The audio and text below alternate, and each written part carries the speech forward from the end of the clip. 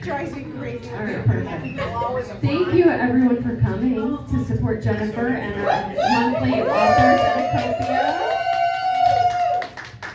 Thank you, and thank you to Acopio for having us. Make sure that you post some pictures and tag them. Hi, Laura. On Instagram, and we have wine, sparkling water, whatever coffee drinks you want. There's cookies and cheese spread in the back as well. So, welcome to Jennifer Johnson, who is one of our authors of this book, Grace and Grit, which many of you may have already or have read or know, and if you don't, you can get a copy today. Glad you're here. Thank you for being part of our Authors at Acopio. Oh my gosh, thank you so much for having this event, and thank you to each and every one of you who are here today, because it really truly does mean a lot. When April said she was doing this event, I'm like, oh my gosh, what are we gonna do? And I'm just very, very thankful to each of you for showing up. It means a lot. So Jennifer and I were talking about how do we want to manage this event tonight. Jennifer has done extensive amounts of public speaking. She's been a keynote speaker, she's spoken around the country, and she continues to grow her speaking business. She's also the owner of True Fashionistas. She's an author, a business coach, and so she's very comfortable just owning the stage here. And I said, do you want to do that? And she said, I've had a really busy week. And so let's just do a fireside chat. And I said, that would be great. So here we're going to do a fireside chat, and I'd love for you I could use the fire. The fire, I know. I need a TV with fire. You know, I play that at home, actually. So I thought we could start with a little bit about who you are. Some of you here already know Jennifer's backstory, but I'd love for her to give you a quick tour of your entrepreneurial journey and who you are. From the start. From the start. So I'm originally from Minnesota. I grew up on a small dairy farm in central Minnesota, the second oldest of 6 kids. And my father passed away this year. My mom still lives on the farm. And it was just a very tight-knit farming community. And I never really loved growing up on a farm. I hated it because, to be honest with you, because we couldn't go do anything. We were always doing chores, and my family never had money to go do anything. We never went on vacation, and I just couldn't wait to leave to go to the city. And ironically, now that I've left, where do I want to go back to? I want to go back to a farm. Like, I would just love nothing more. But you don't appreciate things when you're actually there, I guess is my point. But moved away and met my husband, opened a wedding and event planning business, a bridal shop, had my twins, Brady and Gracie, who are now 19, and we moved to Florida in 2009. So we've been here, I think that's 16 years. I don't do a lot of math, but but I think that's 6, somewhere in that vicinity. And opened True Fashionistas, which is the largest lifestyle resale store in the state of Florida. We opened that in 2011. And in 2022, we expanded that store to 13,000 square feet, which made it the largest. And I not really discovered, because I knew that I always wanted to write a book. I knew that I always wanted to speak. In fact, I talk about it in my book, how I had a scholarship for broadcast communications, and I gave that up for a really bad relationship. And I've always... Not her husband, by the way. Not my husband. My husband was actually my savior. But, so I gave that up, and still to this day, I mean, if you know someone hiring for that job, I would like it. But I was able to reignite in me what I've always wanted to do, and that's professional speaking.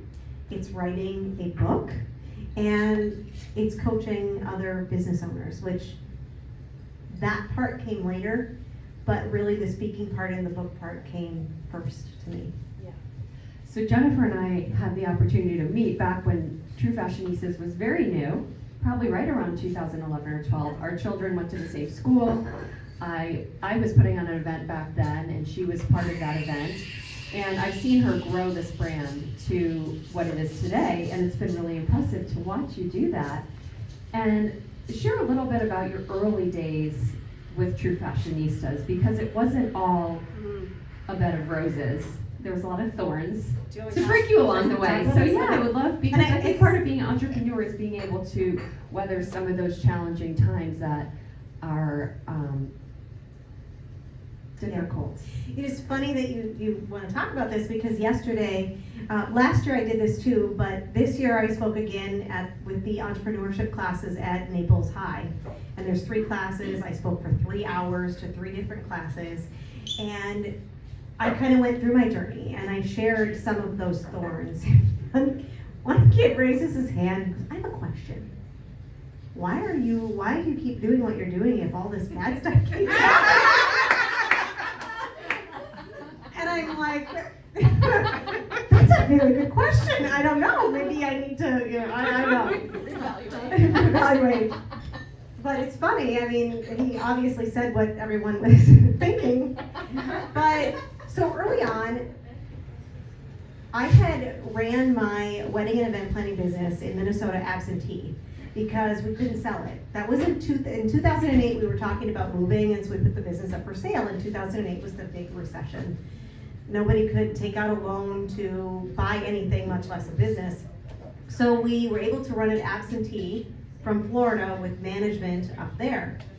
And I had this idea of starting this business of True Fashionistas. It really came out of paying homage to my grandma, because we grew up poor, never could have the cool clothes that the kids always had. I don't know, I was not the cool kid. My grandma would take us garage sailing for clothes. That was the only way that we had clothes on our backs.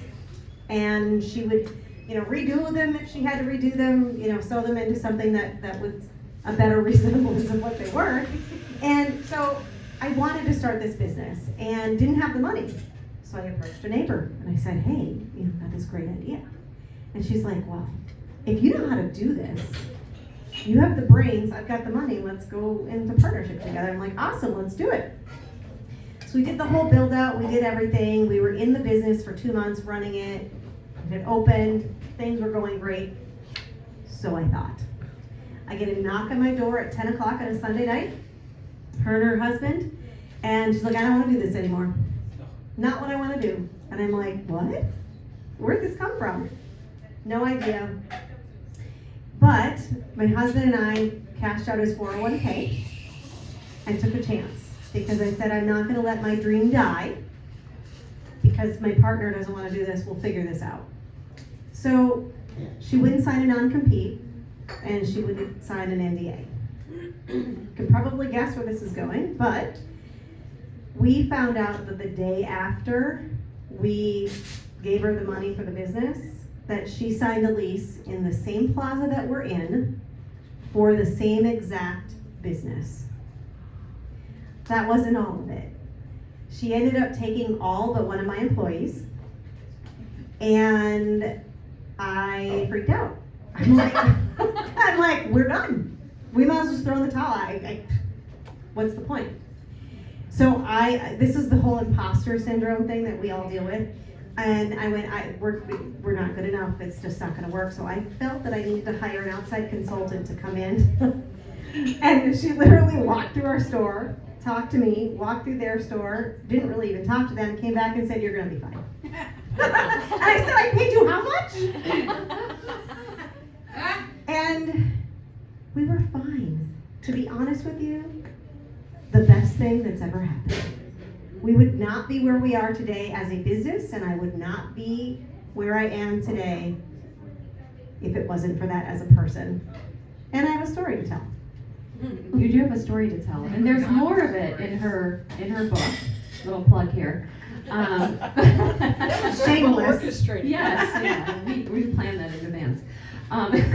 So here you are. Your business partner abandoned you, opened the same shop 2 doors down, took all your employees. You felt like we're going to be okay, but you were working your butt off.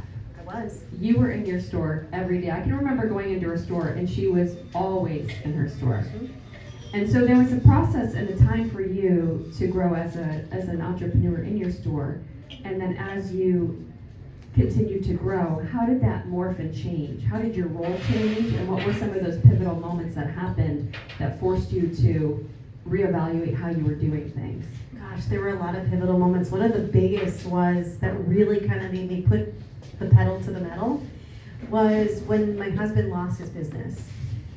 So my husband's business was actually put out of business by the state of Florida. And at that point, we were only a couple of years old. And I'm like, I don't know what we're gonna do. And he was sitting there, I don't know what we're gonna do. And I looked at him and I'm like, well, there's only one option. And that's when I really started working day in and day out on growing this business and making it into what it is today, because we would be living in our car. We didn't have any other source of income. It was that or nothing. And so I worked day in and day out. We were open 7 days a week at that point. But I was wearing myself out. I loved what I do, and I still love what I do, but I couldn't sustain that. I just couldn't. And so the really big pivotal moment for me was in 2022 when we finally moved our store, and I had a good team in place. I realized, okay, because I had the mentalities I can always do it faster than somebody else. Not necessarily better, but I knew I could do it faster. And the more I could do, the more we could get done, and it's just gonna all be better because of that. And let me tell you, just because you put in the reps doesn't always mean that you're gonna have the end result that you want. So it was when I really realized that what mattered was surrounding yourself with the right people. And what that looked like was, first and foremost, hiring for the areas that that was not my strong suit. And number one, Karen's gonna laugh at this because my number one thing was HR. I mean, I was a pushover. Someone would say, oh, blah, blah, blah. Oh, okay, that's fine.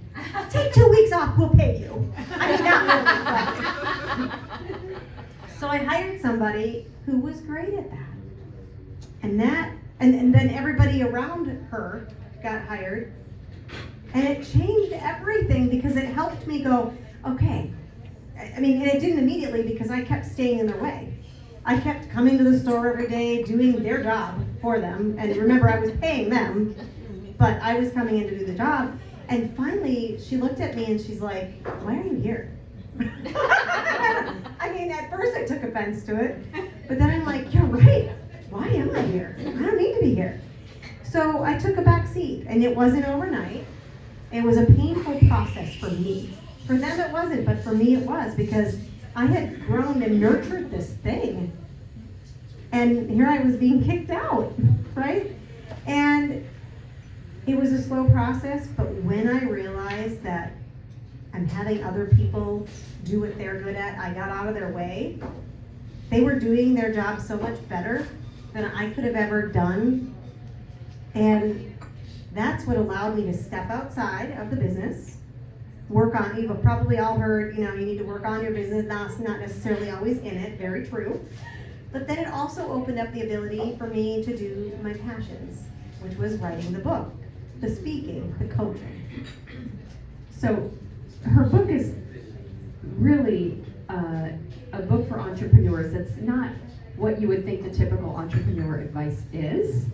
And it was born out of some challenges that you went through. You talked about hiring the right people. So in order to hire the right people, I think before that you had to hire the wrong people. Oh, yes. Oh, yeah.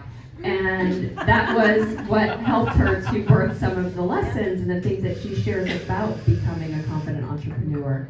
And so I would love for you to share a little bit about the time that happened before you had all these great people that you could trust, where you could step outside of your business, and what that looked like when you had the wrong people. So I had a team for about 4 years that made me feel like I was a prisoner in my own store. I didn't feel welcome, and I didn't realize any of these things were actually happening until one big pivotal moment, and that was COVID, where I didn't have the staff around me. I was in the store because we couldn't be open, so I was doing stuff, and I was really analyzing. People were actually reaching out to me, meaning customers, and all of these things were kind of coming to head. And I kind of put my glasses up to the window of the culture of my company, and I realized, oh my gosh, I'm being held prisoner in my own store. These people were making decisions without me. They were stealing. They were lying to customers. They were doing all kinds of horrible things. And that was a game changer because of COVID. When we came back open, I let my entire staff go. I think I probably kept 2 people, but fired everyone else, didn't bring them back. Thank you, COVID.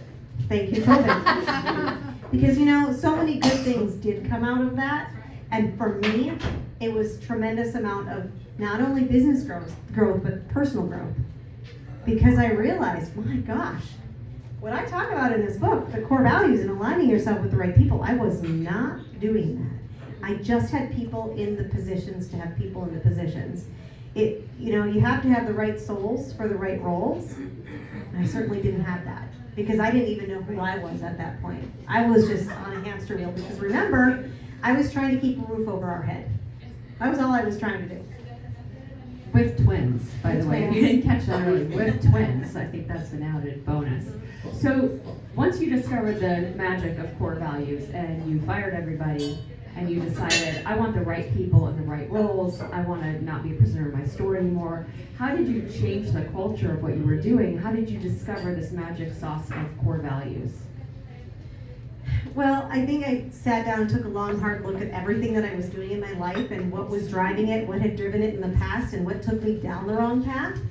And that led me to really what I hold true. And I made a set of core values for the store based on who I was, and that's how we hired. We hired off of, we came up with some questions to kind of find out people's integrity and their work ethic, and we really hired off of that. And to this day, I tell my husband I'm gonna paint it on the wall that I've been, if I do it secretly at night, will he know? He does not want me painting anything on the wall, so it's in several different places posted at our store. We talk about it at every company meeting, and we make sure that they understand, they know what the store stands for. Because I don't want somebody on my team who doesn't believe in what we are doing as a company. Can I get an amen for that?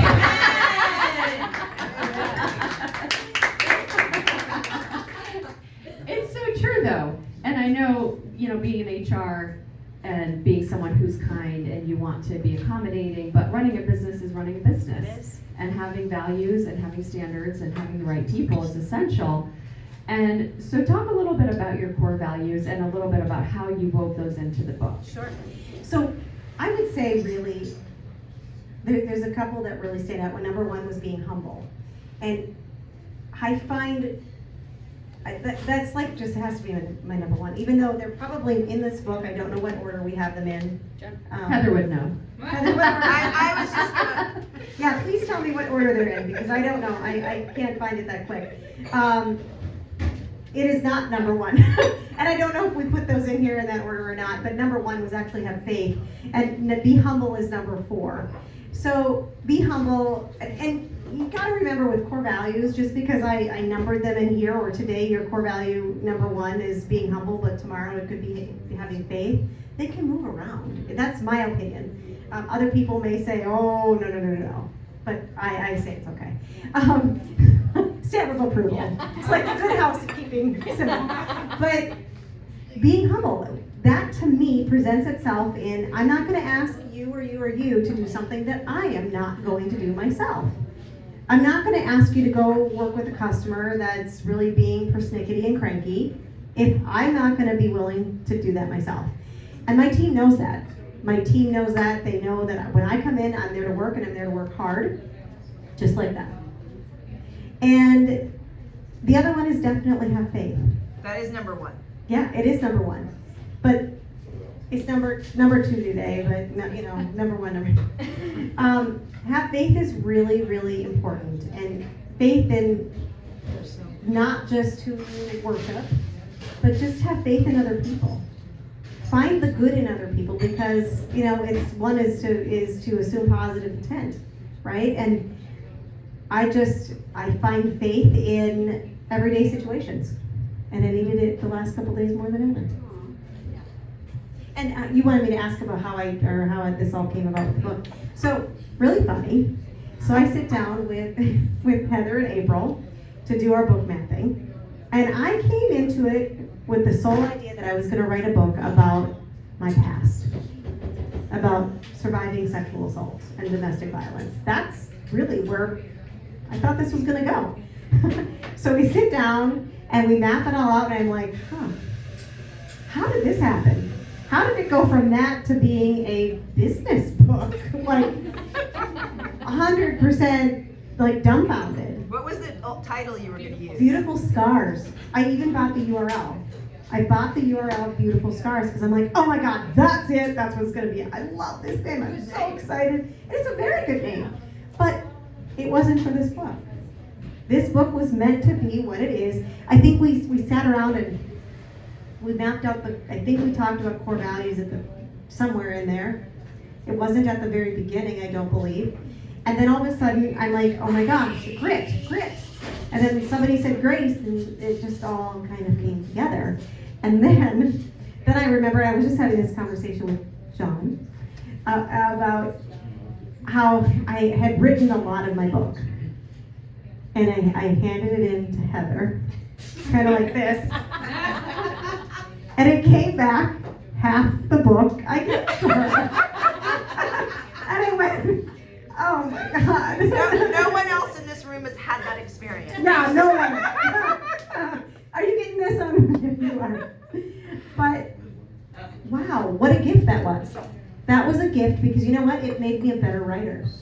And every revision that came back to me, I felt like I got just a little bit better.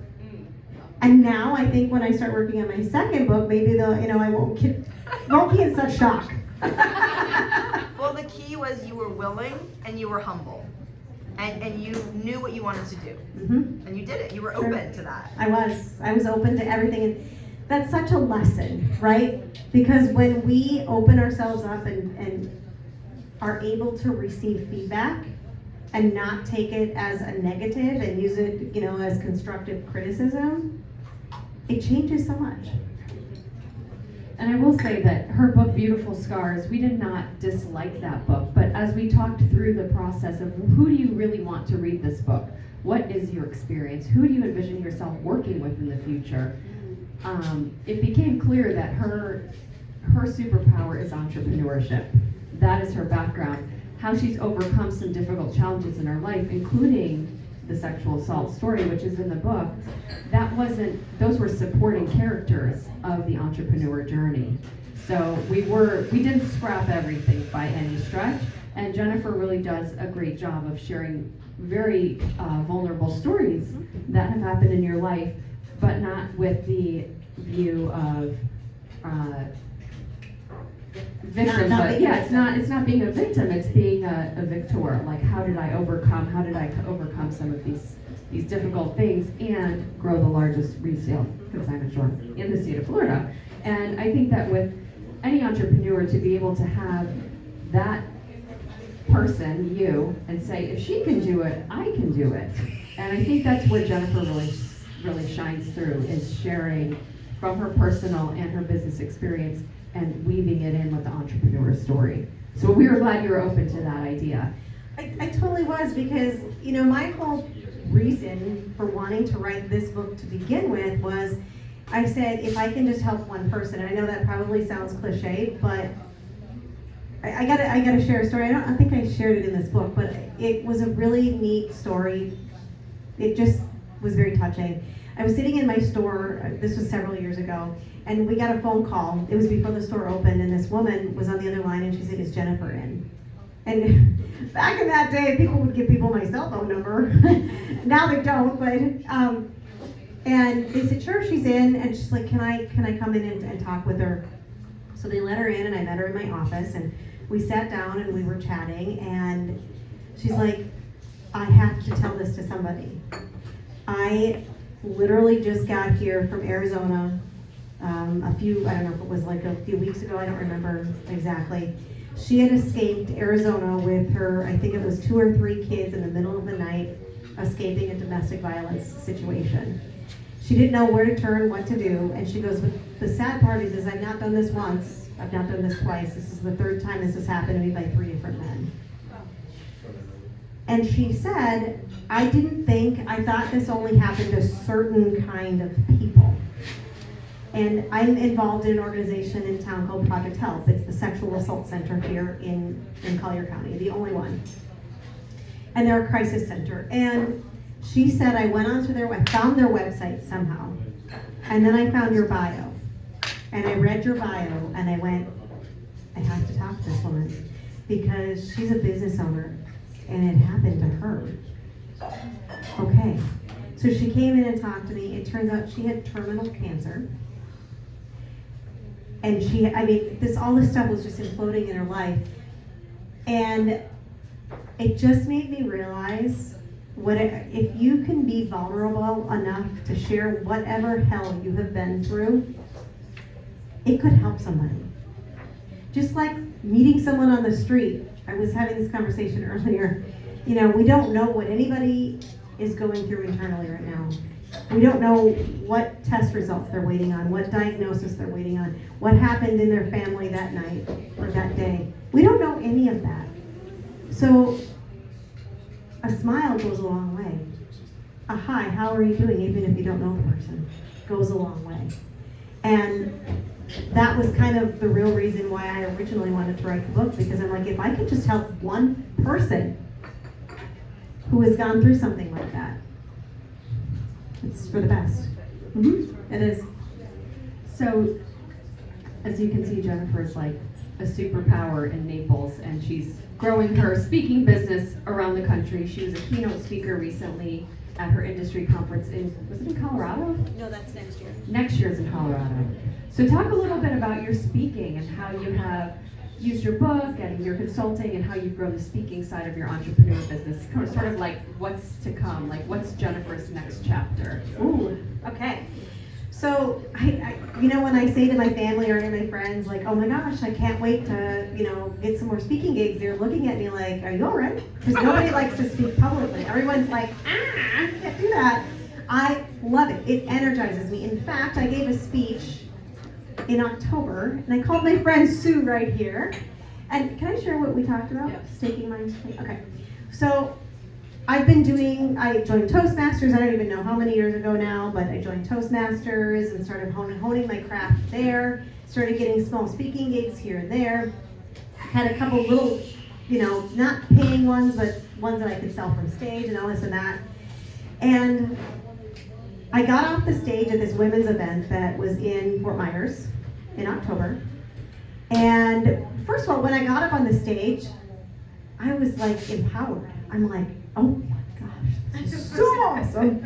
And all the other times I've gotten up on the stage just with those butterflies and those jitters and going, oh my God, I'm gonna lose it. Where's the trash can? I need to puke. But at this time, I got up on the stage and I went, I got this. I did my speech.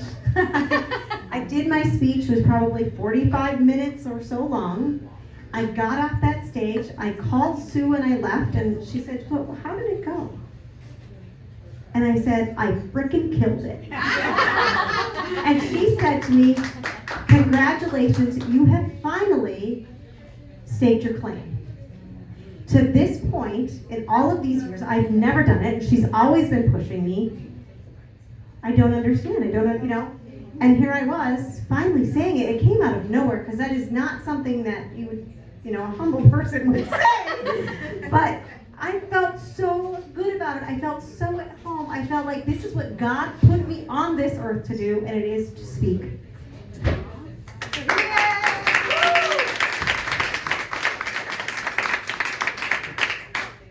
So I don't know how we can top that. I mean, I think that you have the scene behind the curtain of who is Jennifer Johnson. For those of you who are just meeting her, there's so much more than meets the beautiful eye with this lovely sweater that I think is so pretty. It's so pretty. I'm like, can I borrow that sometime? You can. But is there anything that you would say, some last minute encouragement or wish that you have for those who are watching? We're also recording this, so people who may see it later. Something that maybe you just feel inspired to share. I always hear this from people, and they always say, oh, start before you're ready. But that's so true. Just put one foot in front of the other and do the thing. I don't care what that thing is, whatever it is you have percolating in your brain that you're like, I just need someone to give me that push.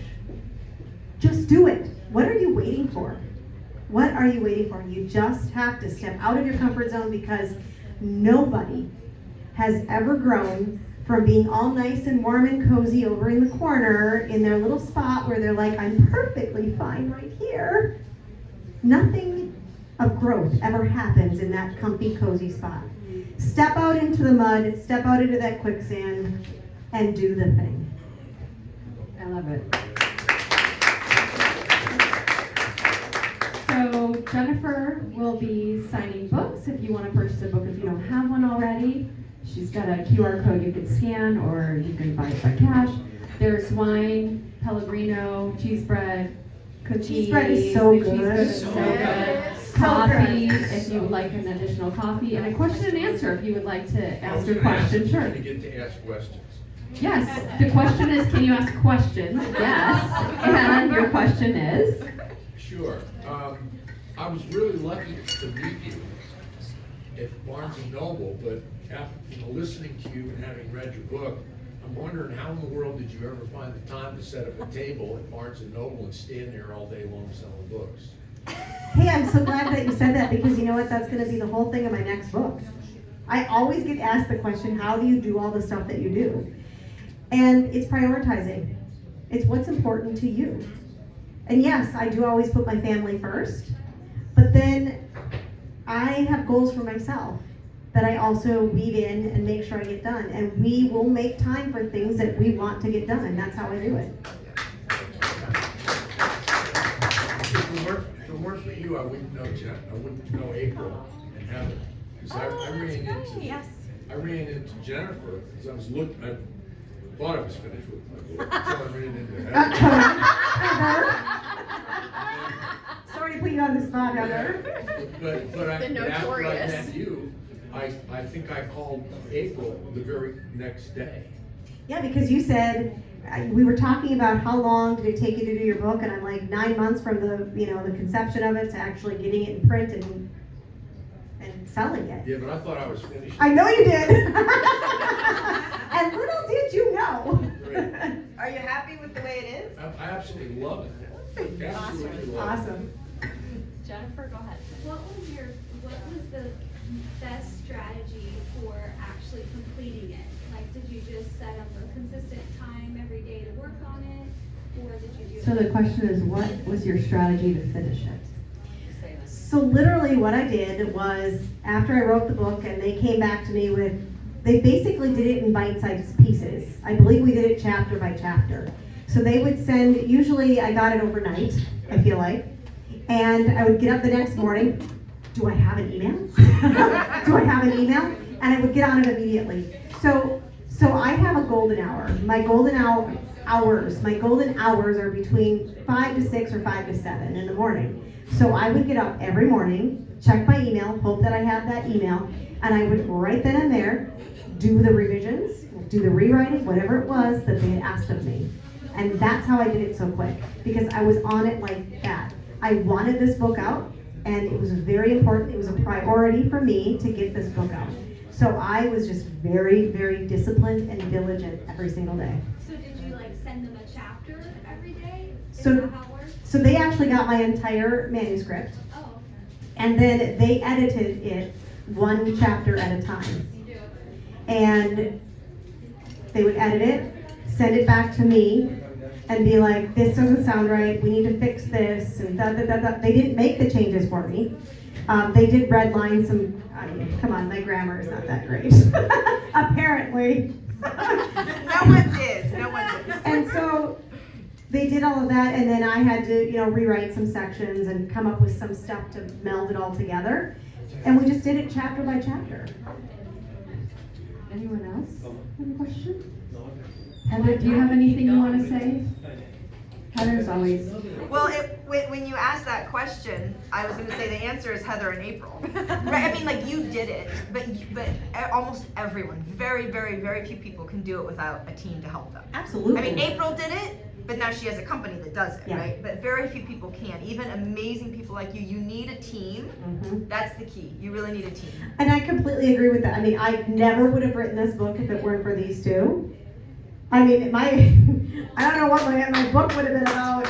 A whole hodgepodge of stuff. And not to but they did keep me on track. I mean, there were a few times where you'd have to be like, hello, anyone there?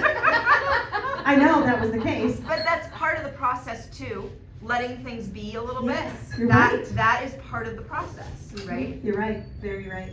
So no, I could not have done it without them at all. But you were brilliant. I don't know about brilliant, but You were. I was a worker bee. I was You are a like, let's worker get this bee. done.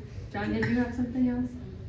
Or Jennifer? Sorry. Do you think that writing your book helped you organize your thoughts as far as like your 3 companies? Like, do you think that it helped you with that? You know, 100%. She asked, did it help you organize your 3 companies? It did, because I remember sitting down with these two going, okay, I don't understand. There's this other, I mean, True Fashionistas is on its own, it doesn't, self-explanatory. But my personal brand, the Jennifer Ann Johnson, where I do the podcast, the speaking, all of that, I didn't know really where that fit. I didn't know how that looked. It was extremely, I talked to a lot of people about wanting to start a podcast and all this and that. I go, it was really, really, really messy, because I started this concept, but I didn't really know what I wanted it to be. And then we sat down to do this book, and we kind of like wove it together. And then it was all coming clear. And then after the book was written, it really became crystal clear to me that this was a standalone company, that I also have other companies under it, but it was my brand, and then I could do all of these other things under it. So they really helped me flush out the idea of what that should look like. So if you haven't been to True Fashionistas, you are missing out. You have to go. And thank you for coming and being part of this. Jennifer was already in Orlando this week.